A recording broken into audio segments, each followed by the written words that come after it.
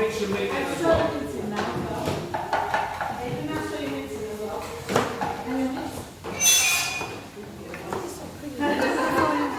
What type of fry? Tomato puree in as well. Okay. 1 tablespoon of tomato puree.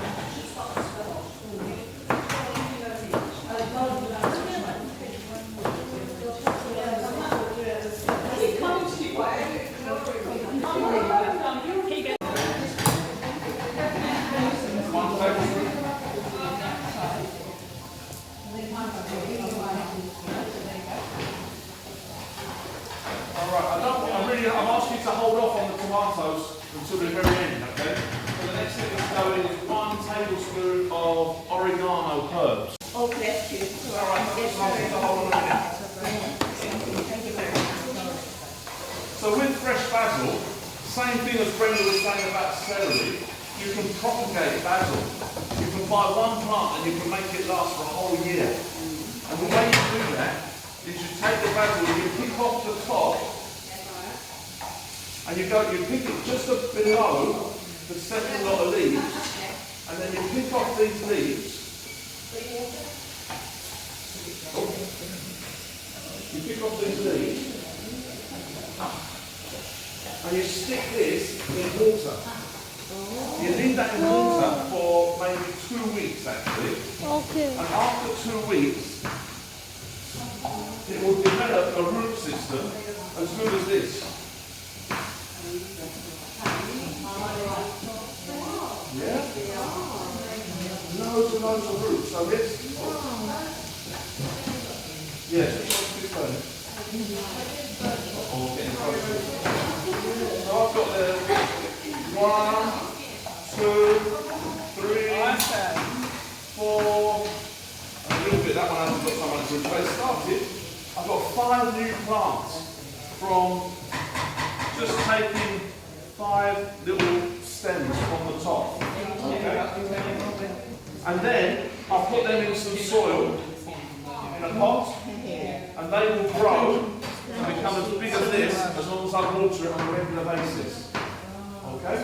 So that's my top tip, to buy a basil plant and then grow it. Now if anyone wants to take some of this and put it in a pot, you can have it. Please take some of this. I've got 4 of them, I think. You can take it. There you go. And that's what this one is. And it's got a little way to go, but it will get there. Wow. Brenda might know.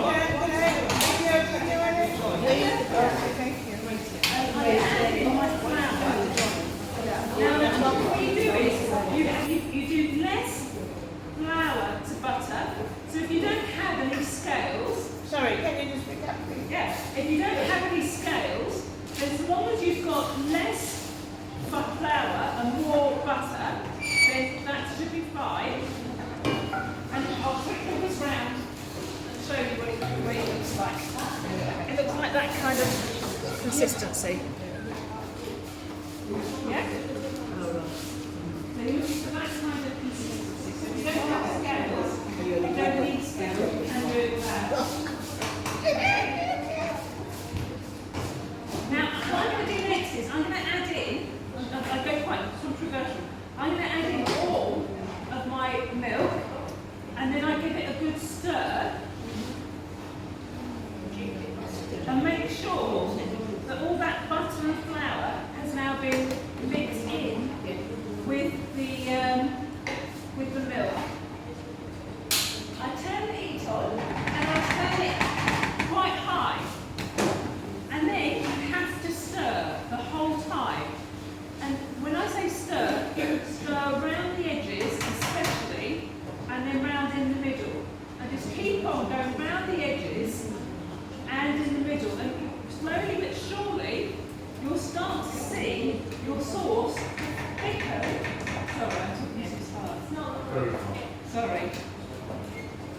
I've got English, sorry, you're right. You keep stirring, because what will happen is you'll see your sauce start to thicken around the edges of your pan. And what you need to do is you need to stir that so that you don't end up with any lumps. And so you just keep on stirring, and you can have the heat quite high.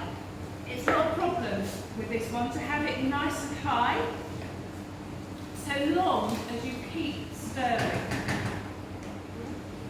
Now I can see now in mine, when I first put the milk in, the flour and the butter, because it was cold milk from the fridge, it kind of started to solidify a little bit. But now that my milk is heating up, I can see that it's all melted again, and my sauce is going nice and silky looking, and it's now starting to get a little bit thicker.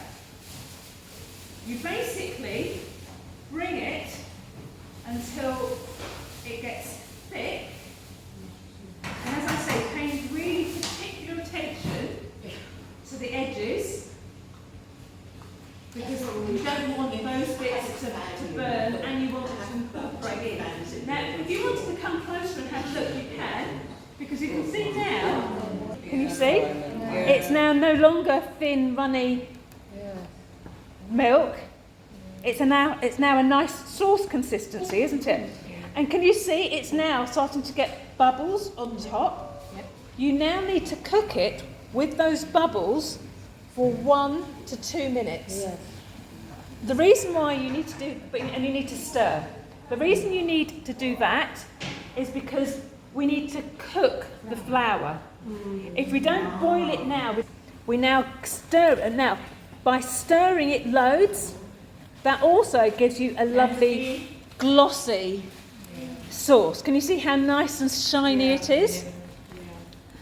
I can't see a timer. I'm just going to look at that. Then get either chicken stock or beef stock. You add it in, you heat it up like this, and you have a delicious gravy at a fraction of the cost of those. A thing of gravy I've seen for £2. If you make your own, it's £10. So you know it's the same with like the meat as well with the juice. Oh, so if you roast it off, if you roast it off, I'll turn it down a bit.